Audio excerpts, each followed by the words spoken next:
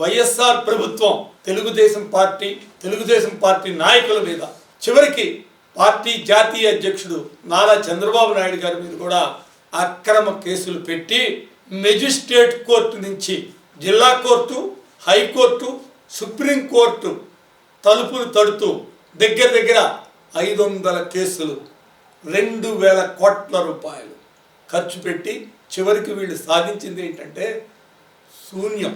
మొట్టమొదటిసారిగా వీళ్ళు చంద్రబాబు నాయుడు గారి మీద ఇన్నర్ రింగ్ రోడ్లో జరిగినటువంటి అవినీతి ఆరోపణల గురించి మాట్లాడుతూ, లేని ఇన్నర్ రింగ్ రోడ్లో అవినీతి ఆరోపణలు ఏ విధంగా ఉంటాయని మీ ద్వారా నేను అడుగుతున్నాను. రోడ్డే అయిపోతే అక్రమాలు అక్కడ జరుగుతాయి. దాన్ని హైకోర్టు కొట్టేయడం జరిగింది. తర్వాత ఏదో విధంగా చంద్రబాబు నాయుడు గారి మీద అరెస్ట్ చేయాలన్న ఆలోచనతోటి 1 కాదు 2 కాదు 4 కేసులు. ఫస్ట్ స్కిల్ డెవలప్మెంట్లో కేసు పెట్టారు.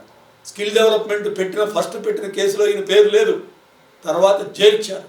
అదేవిధంగా ఫైబర్ నెట్ కేసు పెట్టారు, అది కూడా ముందు ఈయన పేరు లేదు, తర్వాత చేర్చారు.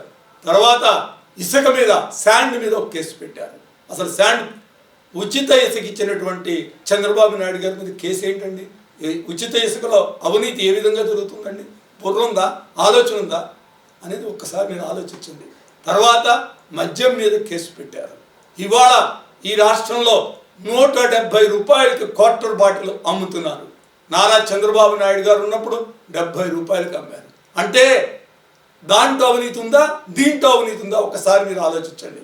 ఇలాంటి చెప్పుకుంటూ పోతే దగ్గర 500 కేసులు పెట్టినటువంటి ప్రభుత్వం, 2,000 కోట్ల రూపాయలు ప్రజాధనాన్ని దుర్వినియోగం చేసిన ప్రభుత్వాన్ని ఏమనాలి? చివరికి వీళ్ళకి అవకాశం ఉంటే సుప్రీంకోర్టుకి కూడా వెళ్ళి, సుప్రీంకోర్టులో కూడా చెప్పుదెబ్బలు తిన్న తర్వాత వీళ్ళు ఇంటర్నేషనల్ కోర్టులకు కూడా వెళ్ళి చెప్పుదెబ్బలు తినే అవకాశం ఉంటే చెప్పుదెబ్బలు తినే మనుషులు వీళ్ళని ఏమనాలని మీ ద్వారా నేను అడుగుతున్నాను.